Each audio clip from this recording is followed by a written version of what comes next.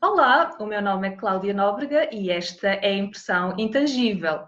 Hoje tenho comigo um convidado especial e estou super entusiasmada por ter comigo o Nuno Félix Teixeira.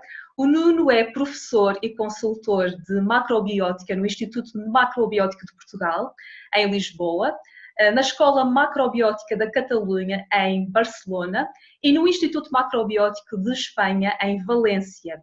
É também licenciado em Radiologia, exercendo funções no Instituto Português de Oncologia do Porto há 19 anos. Olá, Nuno, bem-vindo. Bom dia, Cláudia, bom dia. Obrigado. Que bom, estou super entusiasmada por ter-te cá para falar sobre uma temática tão interessante como é a macrobiótica e começava por perguntar como é que a macrobiótica surgiu na tua vida? Bom dia a todos. Olha, a macrobiótica surgiu na minha vida há cerca de uns 14 anos, numa conversa casual, totalmente casual, já às horas avançadas da noite, no meio da cidade do Porto, no centro da cidade do Porto, numa conversa com um amigo meu. Estávamos a fazer um curso, e o curso terminou e ficamos a falar na rua, e ele começou-me a falar da macrobiótica e da possibilidade da cura ou da reversão de doenças, se assim quiseres entender, através da alimentação e do estilo de vida, através de uma mudança da alimentação e do estilo de vida. E foi algo que me despertou bastante interesse, porque era uma abordagem à saúde da qual nunca tinha ouvido falar. Eu não conhecia o Instituto de Macrobiótica, não conhecia o Francisco Varatojo. Foi tudo uma novidade, mas foi, digamos, aquilo que eu chamo muitas vezes o meu momento de clique. E realmente fiquei super, super interessado com essa possibilidade de alterar a nossa condição interior através da comida, que até essa altura era vista por mim como uma forma meramente sensorial de experimentar um lado da vida. E como eu trabalhava, e ainda trabalho no Instituto de Oncologia, eu acho que isso ressoou um bocadinho mais na minha alma e na minha forma de viver, e fez-me interessar mais por isso. Certo, que interessante. E tocaste aí realmente num ponto que eu vou agarrar para a pergunta seguinte, que é: a alimentação pode de facto mudar a nossa qualidade de vida. Só que a macrobiótica não é só um regime alimentar. Aliás, há quem diga que a macrobiótica é o regime alimentar da liberdade. É também uma filosofia de vida. Podes falar um pouco do que é a macrobiótica, de que forma que ela nos pode mudar a todos os níveis, nem só a nível físico, como também a nível mental e até mesmo espiritual? Claro que sim. Então, é assim, a macrobiótica é uma filosofia de vida, tem por base conhecimentos milenares, grande parte deles vindos do Oriente, sim, e preconiza que nós somos mais livres, somos seres mais livres, quanto mais sintonizados estamos com o nosso meio ambiente, quanto mais alinhados estamos com as mudanças que ocorrem no nosso meio ambiente, no que se passa à nossa volta. Nesse sentido, a alimentação faz parte desse alinhamento, como uma forma de irmos mudando o nosso meio interno de acordo com o meio exterior. Posto de uma forma mais simples, no inverno comermos de forma a alinharmos com o clima de inverno, na primavera comemos de forma a alinharmos com o ambiente da primavera, no verão da mesma forma, no outono da mesma forma, na transição de estações da mesma forma. E geralmente não, a macrobiótica ensina-nos mesmo como é que a natureza nos dá os alimentos na época apropriados para essa época, que é uma parte bastante interessante e às vezes até surreal, ou seja, na primavera crescem os cereais que são benéficos para o nosso organismo se sintonizar com o ambiente da primavera, com o ar da primavera, com as temperaturas da primavera. A título de exemplo, por exemplo, a cevada na primavera é excelente para ajudar a limpar o nosso fígado dos excessos do inverno, por exemplo. E é um cereal que cresce na primavera, não cresce no inverno. Existe esta ideia que a natureza tem uma ordem e que se nós nos alinharmos com essa ordem da natureza, se nos respeitarmos, no fundo é um pouco isto. A macrobiótica é um pouco de autorrespeito, de amor próprio mesmo, competência atrás, love. É um pouco esta questão. Se nós nos amarmos a nós próprios, se nós nos alinharmos com esta ordem implícita da natureza, seremos mais saudáveis e assim podemos explorar o nosso maior e mais pleno potencial com o mínimo de esforço possível. É um pouco essa a ideia da macrobiótica. E agarrando também nessa ideia, de facto, nós temos que nos alinhar com a natureza e com os ciclos e com as fases e tudo isso. Achas que as doenças surgem quando nós nos desincronizamos com essa ordem natural das coisas? Sim, sim, é uma das perspectivas da doença, sim. Existem vários graus de evolução da doença. Por exemplo, o primeiro grau de evolução de doença que no Oriente e que a macrobiótica também aproveita, que vem um pouco do taoísmo, é a perda de vitalidade. Este é um exemplo. Ou seja, quando nós cronicamente temos perda de vitalidade, quando acordamos muito fatigados, é o primeiro sinal de que existe algum tipo de corrupção, digamos assim, no nosso meio interno, no nosso sangue. O nosso sangue já não flui com o mesmo tipo de qualidade e, nesse sentido, é um princípio de instalação do processo de doença. É um princípio de perda de liberdade. Por norma, nós devemos ter uma vitalidade, ou deveríamos ter uma vitalidade, ainda que mais vezes, que uma criança. Ou seja, uma criança pode despertar um pouco mais preguiçosa, mas depois durante o dia não tem que pensar para fazer uma ou outra atividade, para subir um vão de escadas, para correr monte acima ou para correr monte abaixo, sem qualquer tipo de receio. E é esse tipo de liberdade que a macrobiótica pretende dar. Quando nós começamos a desintonizar-nos ou a desrespeitar-nos um pouco, quando dormimos pouco durante muito tempo, quando comemos de forma assente em excessos durante muito tempo, damos origem a alterações chamadas hoje em dia, pela medicina moderna, degenerativas, que são alterações que se vão instalando lentamente, e que por norma são vistas como naturais, ou como normais, como normais pela nossa sociedade, como a perda de flexibilidade, a perda de qualidade de sono, as variações de humor, há vários sintomas, a perda de apetite, todos esses sintomas que são vistos quase como normais com a idade, pela macrobiótica não são vistos como sintomas de um chamado envelhecimento precoce, ou uma perda de liberdade mais precoce do que seria o ideal, ou seria normal e natural. Uhum. Sim, e então a macrobiótica consegue reverter muitas vezes esses quadros de doença que surgem. De que forma é que isso acontece? Como é que funciona? Eu sei que é um pouco complexo, mas como é que funciona, por exemplo, quando alguém chega para uma consulta de aconselhamento alimentar macrobiótico? Como é que funciona e como é que é feito este estudo e de que forma é que a alimentação realmente consegue reverter estes quadros? A alimentação e o estilo de vida, é mesmo isso que acaba por se falar, era aquilo que falavas no início. Quando uma pessoa chega a uma consulta,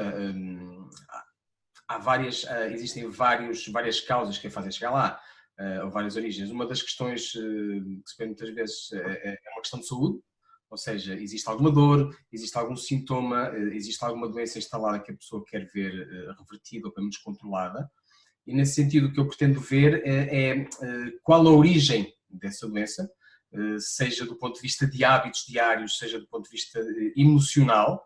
Eu abordo muitas vezes a questão emocional que pode estar na origem dessa doença, pode até estar na origem de hábitos alimentares, é uma questão muito frequente.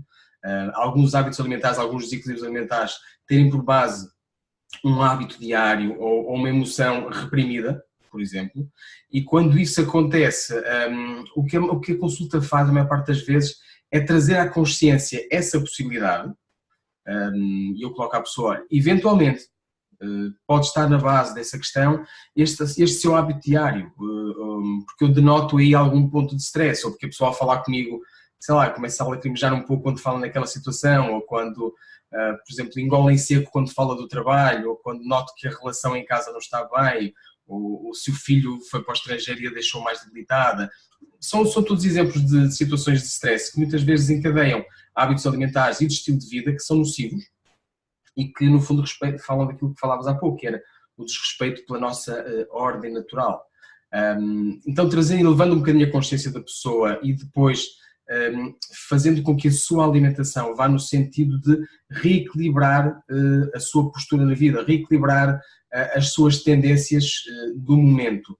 É aquilo que eu faço a maior parte das vezes. Explico, olha, a sua alimentação tem sido mais extrema, eventualmente por esta razão, faz sentido, e a pessoa diz que sim ou que não. A maior parte das vezes diz mesmo que sim, faz sentido, ressoa um bocadinho na alma dela, e então Melhor, a minha proposta é que se alimente um pouco mais desta forma, durante X tempo, e forneço receitas e dou o máximo de incentivo e acho mesmo que a minha missão é estabelecer uma ponte entre o ponto em que a pessoa está e onde a pessoa quer estar. Os sintomas que a pessoa tem e que a pessoa não reconhece como sendo saudáveis e aquilo que a pessoa quer vir a ser. E a minha missão é um pouco estabelecer a ponte entre um lado e o outro, de forma o menos estressada possível. E as transições alimentares são sempre relativamente difíceis, às vezes problemáticas. A minha missão é um pouco essa, é adaptar essa transição ao estilo de vida da pessoa, à condição, ao ambiente familiar que tem, ao cotidiano que a pessoa tem no momento, de forma a facilitar essa implementação de práticas novas, que é sempre um momento super interessante na virada da pessoa.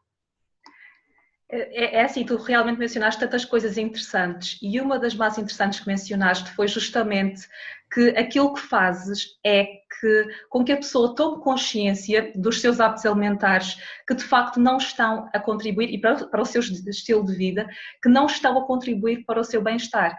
E isso é muito interessante.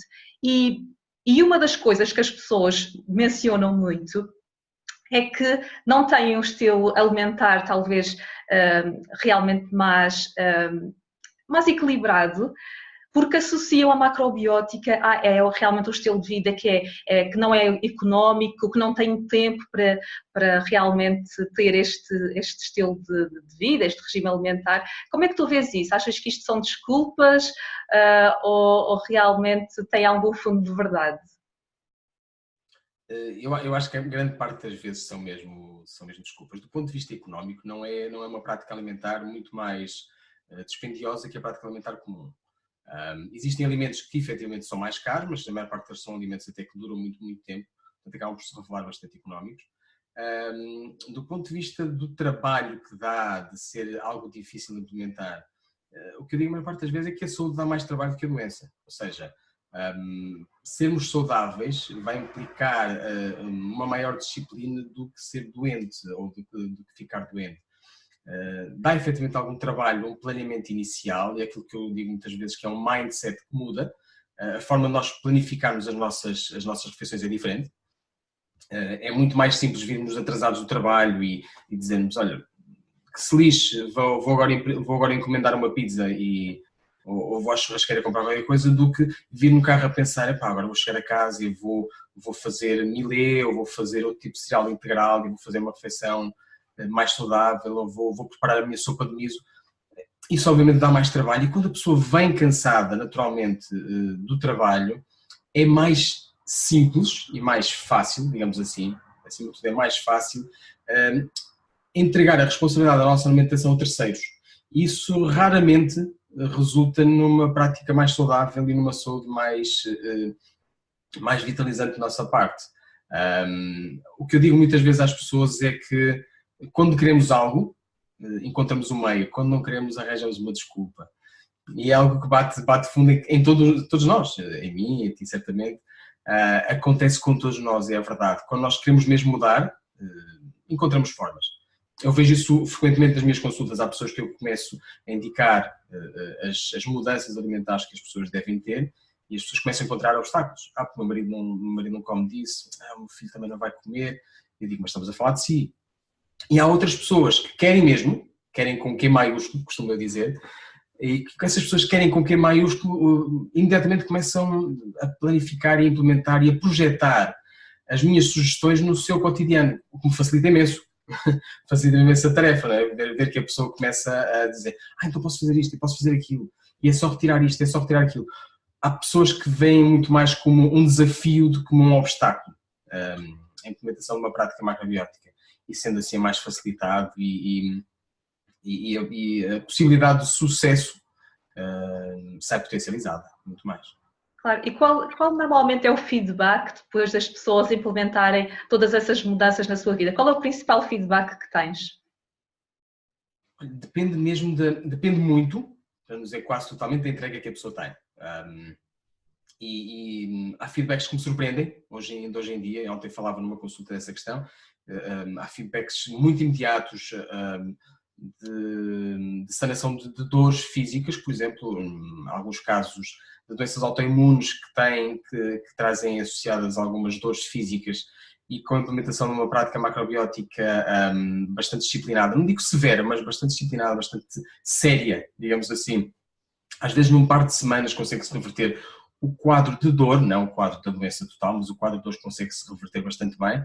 E isso até a mim me surpreende, especialmente porque eu também não tenho nenhum desse tipo de patologias, mas é muito interessante às vezes esse tipo de feedback de pessoas com fibromialgia, com artrite reumatoide, com doença de Crohn, que têm sintomas bastante fortes e bastante limitadores do dia-a-dia, e ao fim de um par de semanas me referirem que estão sem dores, que o trânsito intestinal normalizou, que dormiram uma noite seguida pela primeira vez nos últimos 2 anos. É, a maior parte das vezes, absolutamente impressionante, sabes? É fantástico.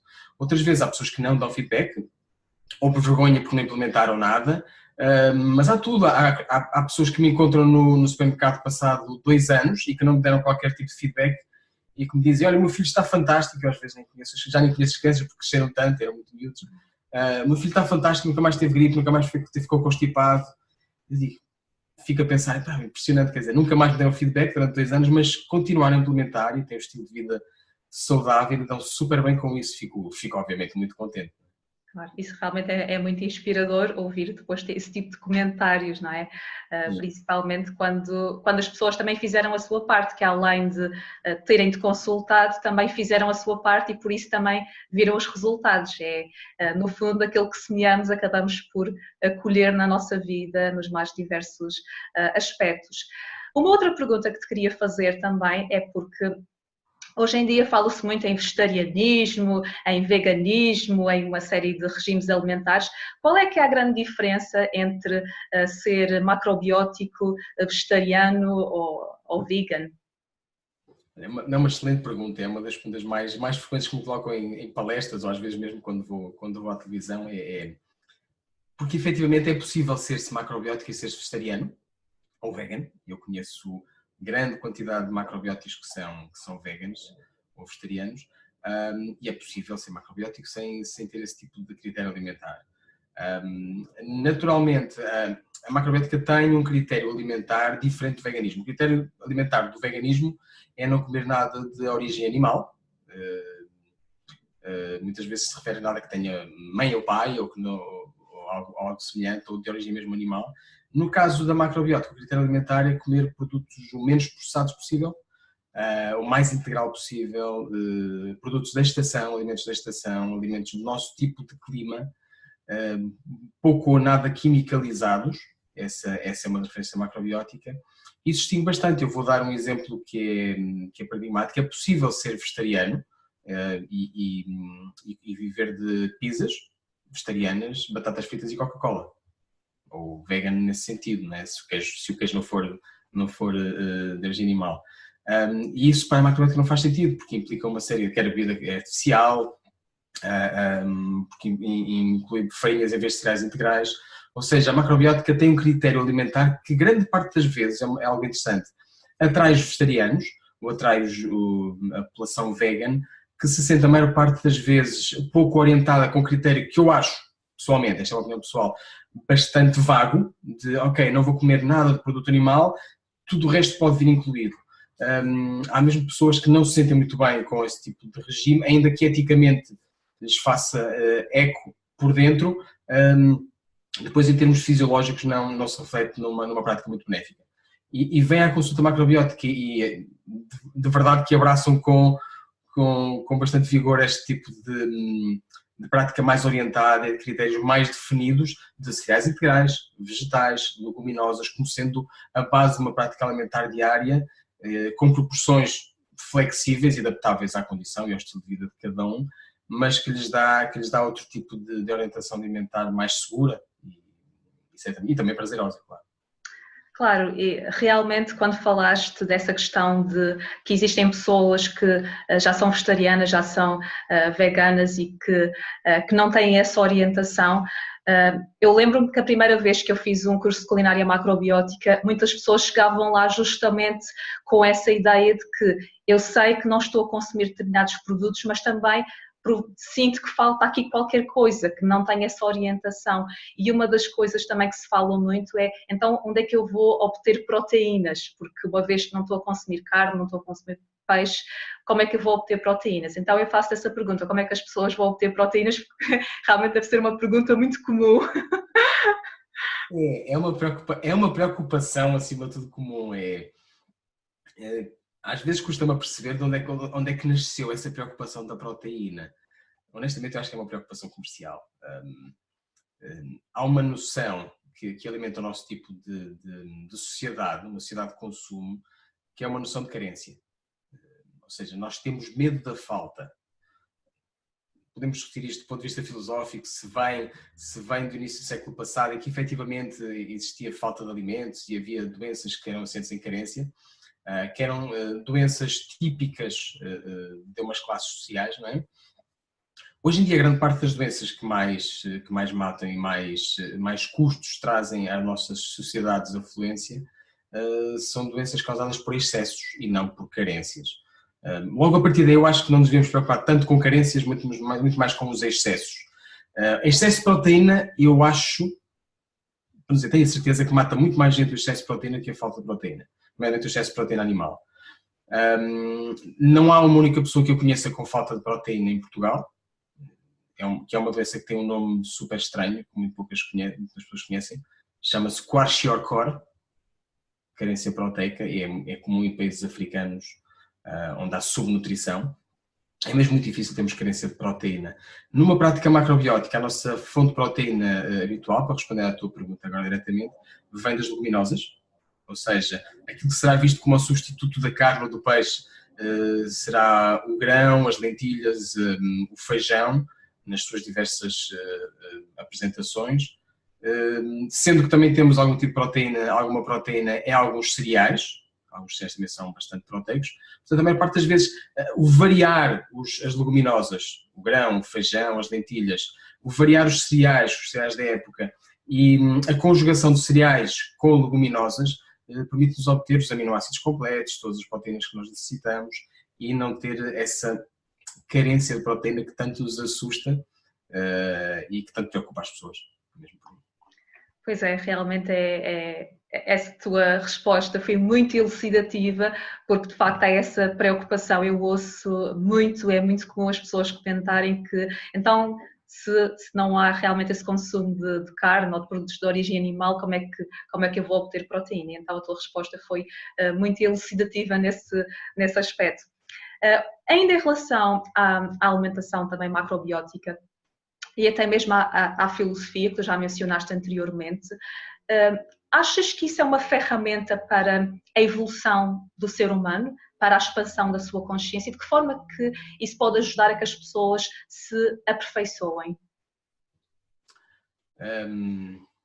Uma excelente pergunta. A questão associada à evolução espiritual e à macrobiótica é uma questão mais profunda. A regra geral não é abordada, por exemplo, nas consultas, nem em palestras, porque é efetivamente uma questão mais profunda. Consegue ser abordado através de livros. Os livros de Francisco Frator e Instituto são fantásticos nesse sentido. Através dos cursos anuais do Instituto de Macrobiótica, conseguimos abordar essas questões. A maior parte das vezes, através de uma prática alimentar equilibrada, tendo em vista a macrobiótica, ou seja, assente em cereais integrais, vegetais e leguminosas, faz com que haja uma mudança da qualidade do nosso sangue. Ora, o sangue é visto como uma representação do nosso espírito para a filosofia oriental e para todas as perspectivas, para todas as vertentes energéticas da saúde, se assim quiseres, ou holísticas da saúde. Assim sendo, quando nós mudamos a qualidade do nosso sangue ao nos alimentarmos de alimentos que estão mais distantes de nós na cadeia alimentar, alimentos mais integrais, menos refinados, menos quimicalizados, isso transforma mesmo o nosso ser, transforma a nossa forma de perspectivar a vida, transforma muitas vezes a nossa personalidade, no sentido em que nos torna mais, eu vou-te dar uma palavra propositada, mais íntegros. Eu digo isto muitas vezes aos alunos nas aulas e é verdade, um dos perigos positivos de comer cereais integrais de uma forma regular e equilibrada, ou seja, de forma alinhada com a natureza, é que na verdade nos torna seres mais íntimos, ou seja, passamos a ter mais dificuldade de ir contra a nossa essência quando fazemos as escolhas de vida. A espontaneidade torna-se uma regra mais geral na nossa vida, desenvolve-se a intuição, conseguimos potencializar também alguns benefícios relativamente ao instinto. O nosso instinto volta a ser um pouco mais a base da nossa vida, o nosso instinto, a nossa intuição, e ao mesmo tempo consegue-se acalmar, digamos assim, a parte mais intelectual. Regra geral, hoje em dia no nosso estilo de vida de sociedades de competição, vemos que o nosso intelecto está sempre muito mais acelerado, o que dá origem a patologias como patologias ou sintomas como a ansiedade e a depressão e algumas situações assim que acabam por trazer algumas pessoas à macrobiótica, por exemplo. Quando nós nos sentimos mais afastados daquilo que é a nossa essência, daquilo que é o nosso ser, às vezes buscamos saída em terapias holísticas ou vertentes holísticas, e a macrobiótica não é exceção. Que interessante, realmente. Tem aí vários atrativos, acabaste de mencionar, para se conectarem mais convosco e com a vossa missão de vida, e este poderá ser um caminho para fazê-lo, e realmente é um caminho muito inspirador para quem o percorre e claro, pode comprovar todos estes benefícios de adotar esta filosofia de vida, porque, como mencionámos inicialmente, a macrobiótica é muito mais do que um regime alimentar, é também um estilo de vida, é uma forma de estar na vida, uma forma também de ver a vida com outros olhos e com outra nitidez, eu diria até com outra clarividência. Eu quero, desde já, agradecer por teres partilhado todas estas ideias connosco. Queria também perguntar-te se tens alguma mensagem final que gostarias de deixar para quem nos está a ver. A mensagem mesmo é essa, é um reforço daquilo que eu tenho vindo a falar nesta nossa conversa, é que a pessoa seja curiosa, e a curiosidade é algo bastante natural nas crianças, uma vez mais é um excelente exemplo, é voltarmos a ser curiosos, voltarmos a ser um pouco crianças e nesse sentido explorar um pouco a possibilidade de reverter ou melhorar a nossa condição através de práticas alimentares mais saudáveis, mais próximas daquilo que é a nossa essência e da natureza. Explorar a natureza também, sair muito mais para o ar livre, experimentem caminhar descalços na natureza, andar à chuva quando assim for, agasalhados obviamente, mas andar à chuva se assim for. Como dizia o Francisco Faratojo, cantar uma canção alegre todos os dias é excelente para todos nós. Mas é mesmo isso, é aceitarmos que nós somos parte da natureza e não somos um ser distinto da natureza. Acho que alimentar-nos de acordo com isso é essencial para nos tratarmos melhor a nós e tratarmos melhor também o meio ambiente que nos rodeia. Que ótima mensagem para terminar. Muito obrigada por tudo, por estares aqui, pela partilha de ideias. E esta foi então a Impressão Intangível com Nuno Félix Teixeira.